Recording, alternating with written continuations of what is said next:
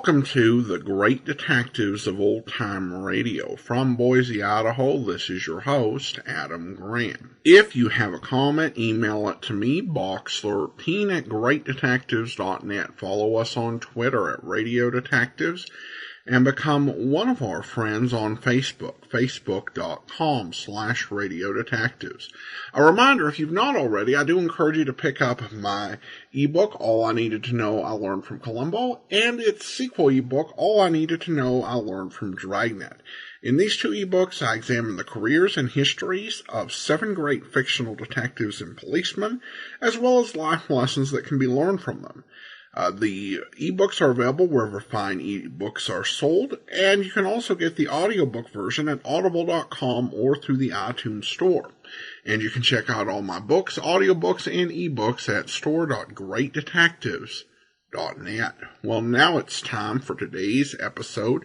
The original air date, June the 8th, 1949, and this one is the Mauvais Perfume Company murders.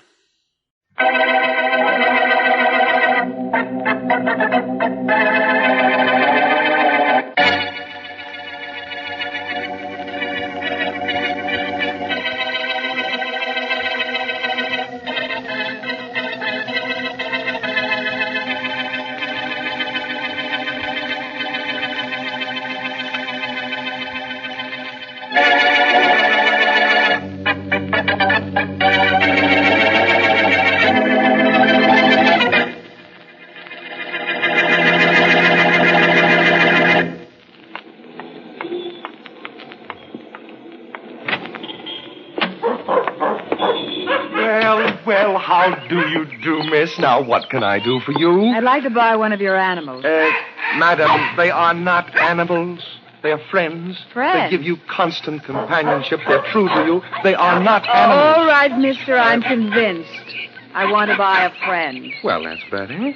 Now, just what is your preference? Well, you How see... about a cute little wire-haired terrier, just 3 months old? Got him in this morning. Such a delightful little fellow. So friendly. No, thanks. Don't care for dogs. You don't care for... What I want is a cat. Oh, yes. Well, we have a beautiful Angora. Or would you prefer a lush Persian? I don't care what it is as long as it's a cat. Well, my dear lady, I don't think I understand, but I want you to be satisfied. Now, what kind of cat would you like? I don't like cats. I just want to buy one. You don't like cats? No, they're ugly and treacherous, and I don't like them. Miss, if you don't like cats, why do you want to buy one? Because the cat I buy is going to save my life.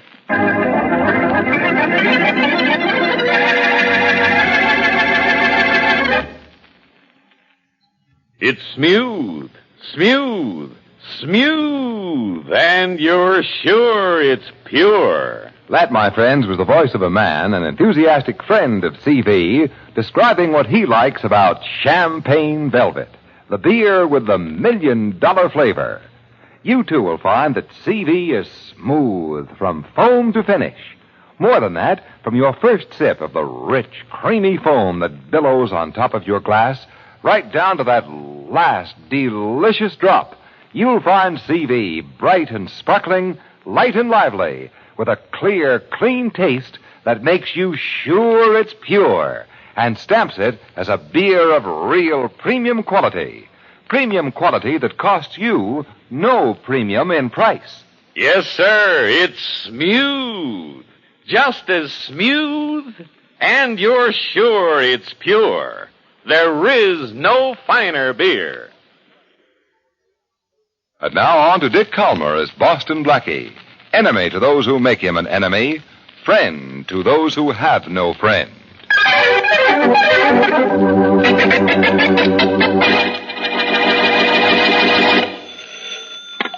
Bonjour, Mauvais Perfume Company. Just a moment, please. Miss Burton, I am leaving now. All right, Pierre, have a good day. Merci beaucoup. And if anybody should call, I will return at 5 o'clock. Right, Pierre. Bonjour, Mauvais Perfume Company. Yes? Taxi? I think you'll need a taxi, Monsieur Francois. Where are you? What do you want? In front of yours. I want to give you a ride. I've never seen you before. How's that nice? Rose Barton introduced us last week. You forgotten me? Oh, Miss Barton. Oh, I think I remember you now. Good. Here's my car. Where do you want to go? Oh, this is very kind of you. Alors, if you insist, first I would like to go to the Jackson department store. Okay, get in.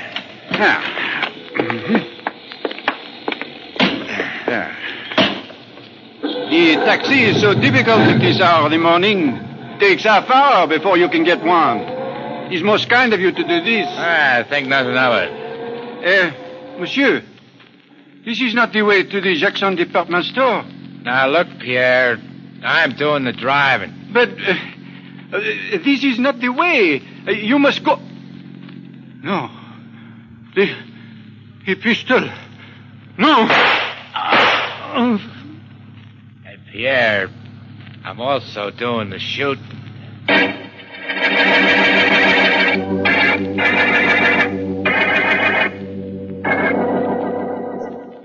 Monsieur Francois. That is who I am. Mr. Jackson will see you now. This way, please. Mr. Jackson? Yes? Monsieur Francois. Come in, Mr. Francois. Oh, Monsieur Jackson, I know you are a very busy man, so I will be... Be a new representative of Marvi Perfumes. What can I do for you? It is I who have come to do something for you. Well, that's interesting. I have come to save you $5,000. Well, that's even more interesting. What's the pitch? Como? The pitch. Oh, the pitch. Yes. It so happens I have an extra consignment of 200 ounces of Marvi. 200 ounces? Eh? That's a $10,000 order. Monsieur, I am in a position to let you have the 200 ounces for $5,000. Really? A bargain, no? A bargain, yes. But only if you pay cash. Oh, sure, but you don't mind if I check with your company. After all, I've never seen you before, and $5,000 is $5,000. Oh, but of course, I insist you call. The number is Bedford 515. Thanks, I know the number. You will see that I am what I say. Uh-huh.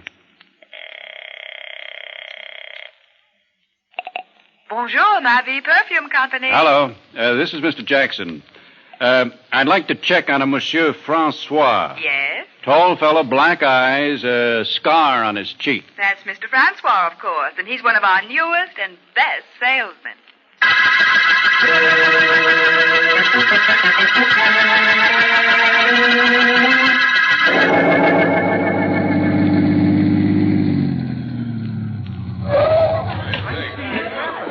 Okay, break it up. Break it up. Over this way, Inspector Faraday. All right, Martin, what have we got? A body.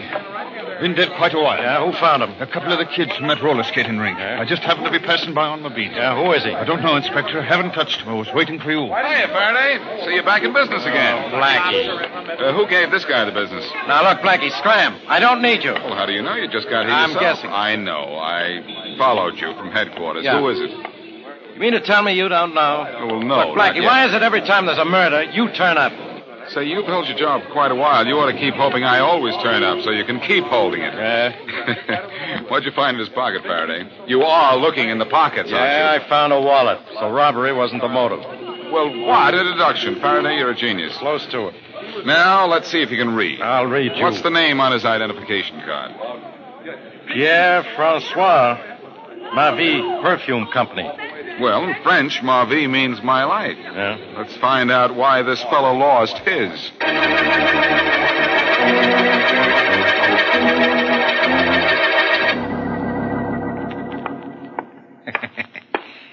Not a bad day's work.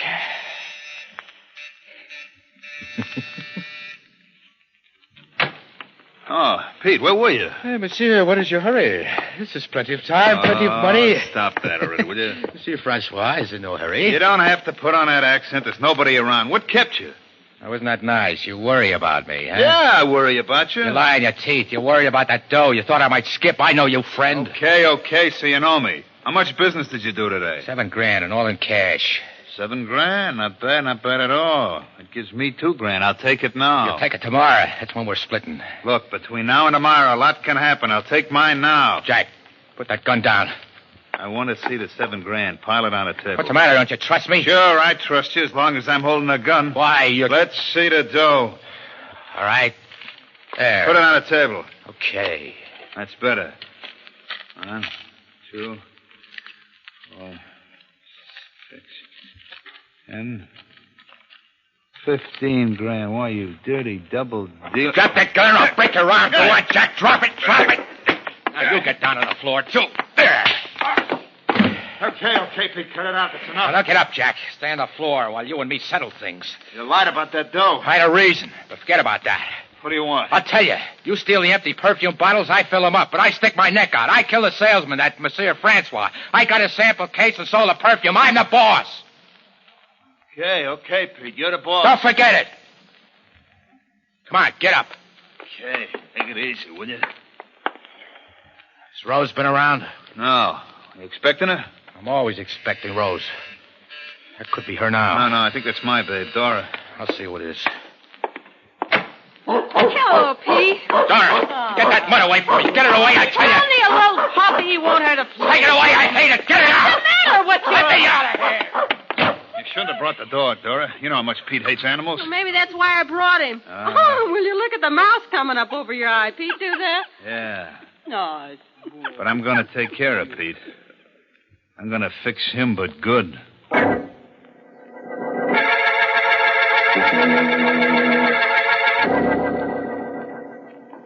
What is the meaning of this? Didn't my butler tell you I was having my dinner? Sorry, but I'm Inspector Faraday of Homicide. This is Boston Blackie. Yes, How do you do? Yes. Well, my office hours are from 10 to 5. You can see me then. Mr. Fulton, murder doesn't have office hours. Murder? That's right. Yes, Pierre Francois. You're the owner of La Vie Perfumes, I believe. He was one of your salesmen. Well, I had nothing to do with him. He was new, and besides, all my salesmen keep in touch with the office through Rose Barton, our switchboard operator. Oh, where can we find Rose Barton? Well, see me in my office tomorrow morning. I'll get you her address then. Not very cooperative, is he, Faraday? No. Do you want to walk out for a moment, Inspector? I'll get the address. That won't be necessary. I may have it in this little book here. He may have it, he says, Blackie. Yeah. Now, let's see. Oh, yes. Rose Barton, Skyview Towers. Rose Barton, Skyview Towers. Come on, Blackie, let's go. Right. Oh, Mr. Fulton. Yes, what is it? Don't call Miss Barton and say that we're coming. What do you mean? If you do call Rose, I'll hang one on your eye that'll be an American beauty.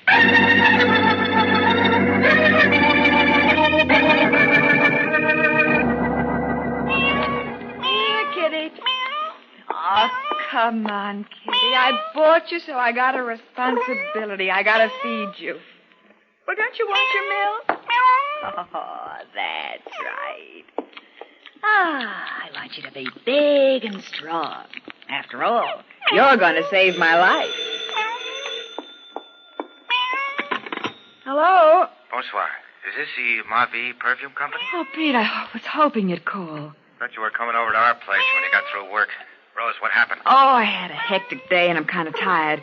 How'd you make out? 15 grand. Oh, wonderful.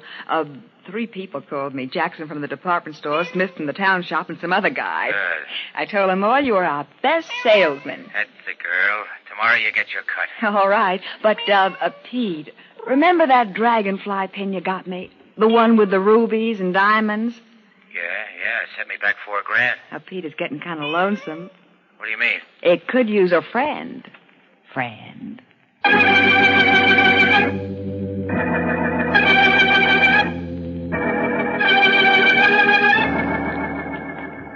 Okay, Faraday, this is Skyview Towers. This is it. Yeah, Blackie, this is it. Maybe this Rose Barton can give us a lead. Maybe she can't. Uh-huh. Yeah, all I know is this is some expensive layout. You're so right, Faraday. And a switchboard operator for Ma Vie Perfume lives here. We're on the right track, pal. Yeah. Here it is, Blackie. 212. Do we break in, or do I pretend I'm a gentleman and knock? That's one imitation you couldn't do, Blackie. Too tough. No answer. Why don't you try the bell? Okay, genius. Now what? Well, the door's open, Faraday. Let's go in. Anybody home? What? Somebody home, all right. That girl lying there. That must be Rose Barton. Shot through the head. Right straight through the... Blackie, look. Next to her. Yeah, a cat. Yeah. Somebody broke its neck. Somebody wasn't satisfied just killing a girl. I wonder why he had to kill a cat.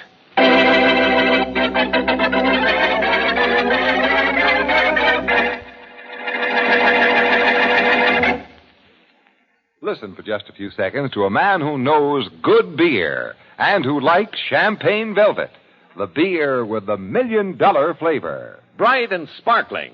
Yes, sir. Light and lively. Yes, sir. Clear and clean. Yes, sir. There is no finer beer. And that's a fact. Go where you will, pay what you will. No better beer than CV can be had at any price. No better beer than CV can be made at any cost. CV's famous formula provides for only the more costly premium quality materials. Then, CV's careful processing and controlled aging gives you a beer that you're sure is pure. CV's flavor will tell you all of that. You'll find it bright and sparkling from foam to finish, robust and full-flavored as a real honest-to-goodness beer should be. CV's flavor will tell you that you're enjoying a premium quality beer at no premium in price. You're sure it's pure, and it's just as smooth. And now, back to Boston Blackie.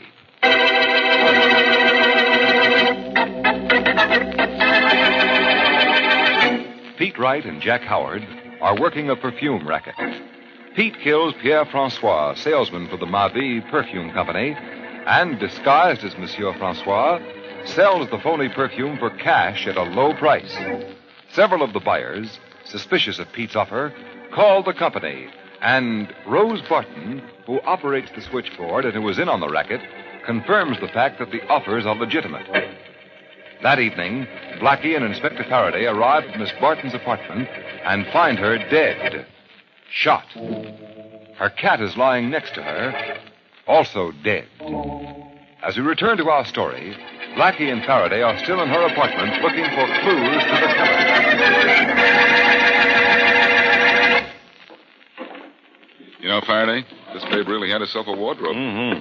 Furs, evening gowns. Take a look at this jewelry, Blackie. Is it genuine? Yeah, let me see. Well? Oh, boy. That's no 5 and 10 stuff. No? That's the McCoy.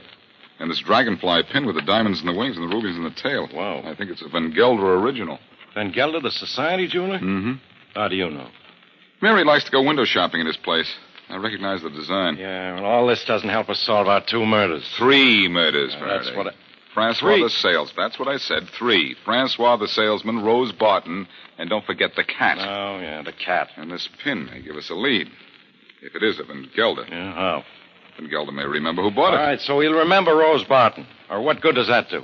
Faraday, from the impression I got of Rose Barton in this apartment, I don't think she's the type that buys her own jewelry. You work on it tonight. All right. Tomorrow, we'll see Van Gelder and find out if that diamond pin will help us pin a murder rap on a killer.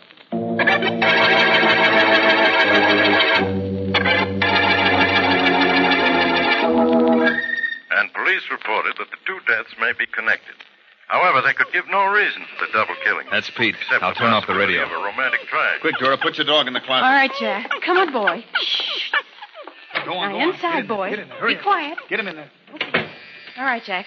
Let Pete in. All right. Morning, Pete. Who did it, Jack? Who did what? Stop stalling. Your radio was going full blast. I could hear it in my apartment upstairs. Who killed Rose? What are you asking me for? I don't know. What's the matter, Dora? Some reason for you not talking? Don't be cute. I had nothing to do with Somebody it. did. I'm going to find out who now. What's the idea of the gun? Don't make me show you what the idea is. Get away. What's the matter, Dora? What are you backing away from me for? Don't you like me? No, and I like that gun less. You can't get out through that door. It's a closet, remember? Sure, Pete. I know it's a closet, and there's a friend of yours inside. Get him, boy. Get him away from me. Get that dog away. Get that dog away from me. No, get him away. Put the gun down. All right, I'm dropping the gun. Come here, boy. Take him away. Come here, boy. Take him away. Okay, Jack. Nice work, Dora. I'll get the gun.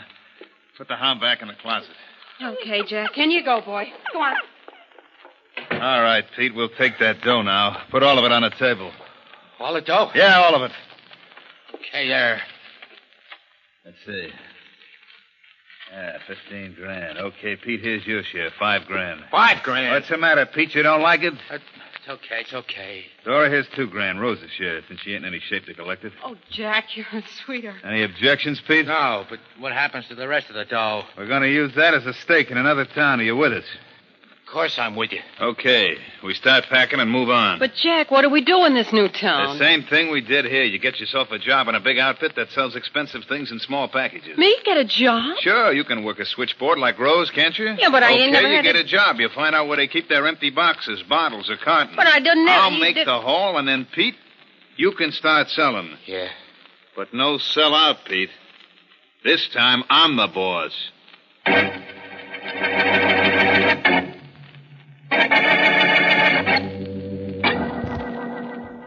Mr. Van Gelder will see you now. This way, please.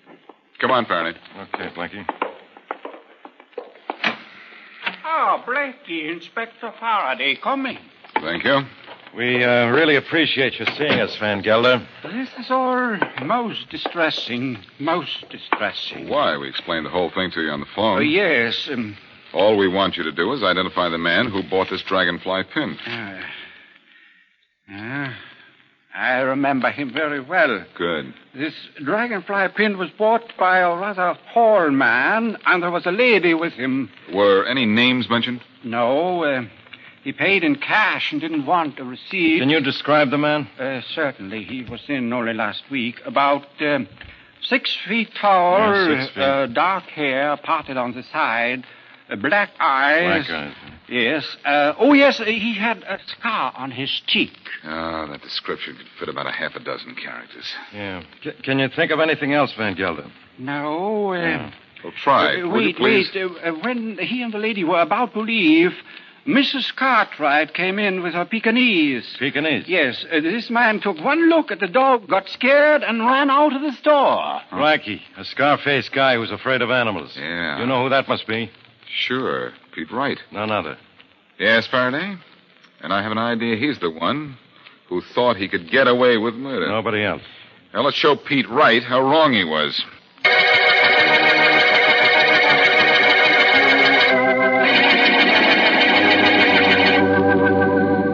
I hope this isn't another wild goose chase. It isn't. So far, Blackie, this case has been going nowhere fast. This case has been going someplace fast, Faraday. Yeah, backwards. Barton Dame and the Francois character worked for the same outfit. We know that much. Let's see where Pete Wright fits in. Yeah, there's Pete's place up ahead. Hey, and there comes Pete out the door now. With a suitcase in his hand. There's a babe and another guy. We're just in time, Blackie. Come on, let's get him. They haven't seen us yet. All right. Hey, Pete, going someplace? Oh, what? Hey, it's what the Blackie. Let's get out of here. Wait for me. I'll grab Pete, Faraday. You go after the other one. Okay, I'm not running. Don't shoot. Hold it, Pete. Keep away, Blackie, or I'll shoot. Don't think you will. Let go of me. Oh, sure, after I let go of this. Okay, Pete. Get up and start moving. All right. But I didn't do nothing. No, of course not. Get up and move. Nice work, Blackie. So you got your quota, too, Faraday. Who's the other guy? I don't know, but I'll find out. Find out who this gal is, too. What for? I'm nobody. Me either.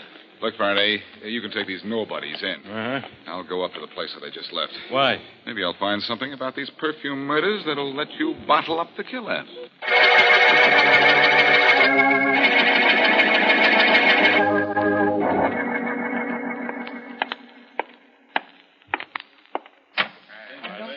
Hello, everybody. Hello, Blackie. Shut up, all of you. Okay, Blackie, you finally got here. These three characters were getting impatient. You're late. What kept you? I was just tying up some loose ends in this case, Faraday. What do you got in that box? The tip-off to the killer? What is it? Well, let me do this my way. Pete, I know the racket you're working. I don't know what you're talking about. I found some of the empty perfume bottles in your place. Okay, so I was trying to make a fast buck. Blackie, what does murder have to do with empty perfume bottles? Pete here worked a swindle with Rose Barton at Marvie Perfumes. Hmm? First, he killed the salesman, Francois, and adopted his identity. You'll have to prove that. Oh, that should be easy. Once we show you to some of the customers. I get it, Blackie. Then he killed the Barton dame, so he wouldn't have to cut her in, huh? So you did kill her. Why, There was a pretty good gag coming down this morning and asking if we'd Shut done your it. mouth, Don't Dora. tell me to... Just for your information, Copper, I didn't kill Rose Barton. Jack here must have done the job. What? Yeah, and he killed Francois. Why, you dirty no Shut up, all of you. Okay, Blackie, thanks a lot. I can handle it from here on in. What are you talking about, Faraday? You still haven't got your case. What? Of course. Pete here probably killed Francois, but what about Rose Barton? Why, Pete killed... Hold it. I told you I have the tip-off to the killer in this box. Yeah. Okay, let's see who it is. What do you got in that box? Here, let me show you. What's the cat? What? Let me out of here. I hate him. Let me out. Watch him. He's getting away. Oh, no, he isn't. stop Pete from worrying about cats for a little while. What was the idea of a cat, Blackie? Remember the dead cat we found next to Rose Barton? You found a dead cat next to Rose, and Pete must have killed the both of them. Quiet, lady. I'm solving this case. That's right, Faraday. So now you can arrest Jack here for Rose Barton's murder. What? You're out of your mind. You just said that. I didn't say Pete was a killer. I don't know what your beef against Pete or Rose was. But you knew Pete was afraid of animals. Well, sure. So you killed Rose Barton and planted a suspicion on Pete by breaking a cat's neck. You're crazy. You knew if we ever got to Pete and found out about his animal phobia, we'd grab him quick. Okay, you found out. Why try to pin a murder on me? Very simple. Pete hated animals so much he couldn't go near them, much less choke them to death or break their necks. Grab him, Blackie. Oh, yeah. There he is, Faraday. That's good. His killing Rose Barton's pet let the cat out of the bag. I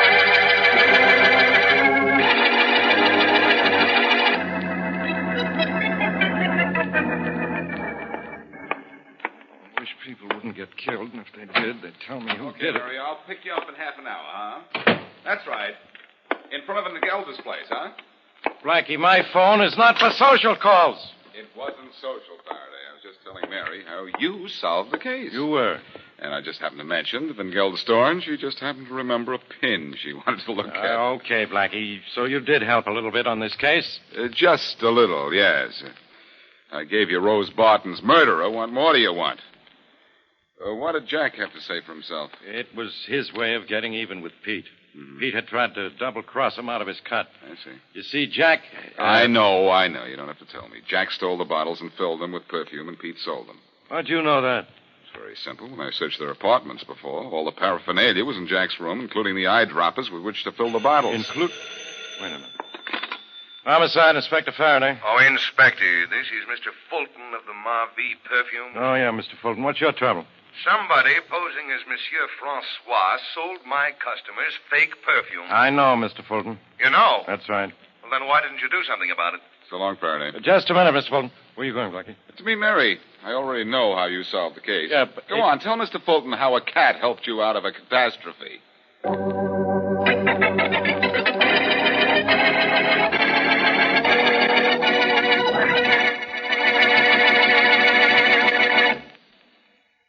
If you want a beer with flavor, a flavor that's delightfully different, try the $1 million flavor of Champagne Velvet Beer. It's just as smooth. Now, there's a suggestion for the person who has yet to try Champagne Velvet. You'll find CV to be the smoothest, most mellow beer you ever tasted. More than that, you'll like its brightness, its sparkle, and the clear, clean taste that makes you sure it's pure. In addition, you'll enjoy the rich, robust, and full-bodied flavor that proves CV's premium quality.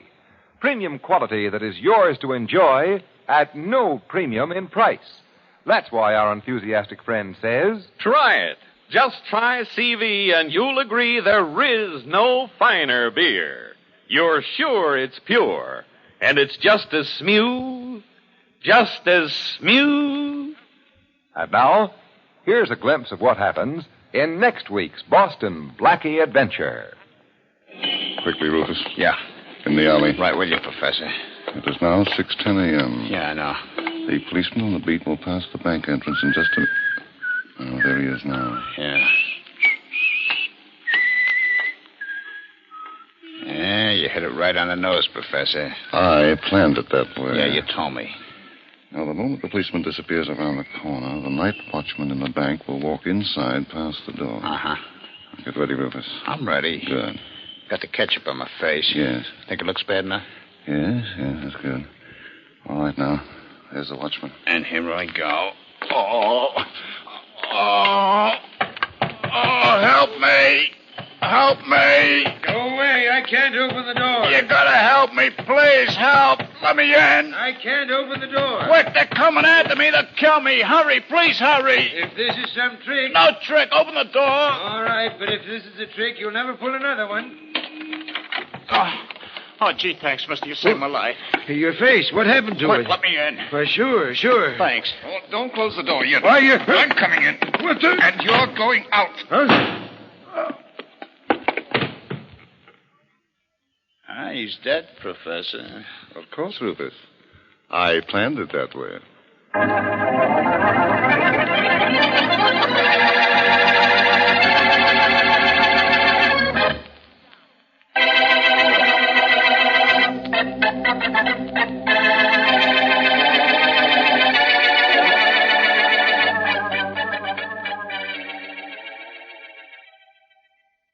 Welcome back. Well, of note, you get to hear Maurice Tarplin going ahead and playing the role of newscaster. This program also features Ken Lynch as the criminal who is afraid of animals. Lynch, of course, is known, at least to me, for his role on The Adventures of the Falcon.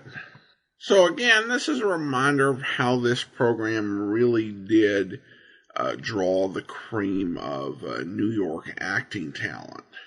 We turn now to listener comments and feedback, and we have a review on Facebook, or recommendation from Connie, who writes, Adam does great with the show commentary. I listen all day at work, and it makes my day so much faster.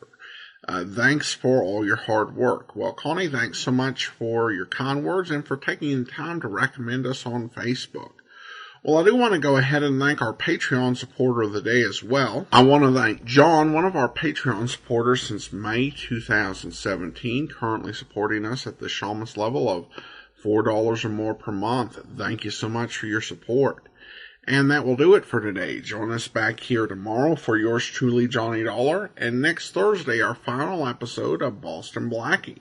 In the meantime, send your comments to box13@greatdetectives.net. Follow us on Twitter @Radio Detectives and become one of our friends on Facebook. Facebook.com/Radio Detectives. From Boise, Idaho, this is your host, Adam Graham, signing off.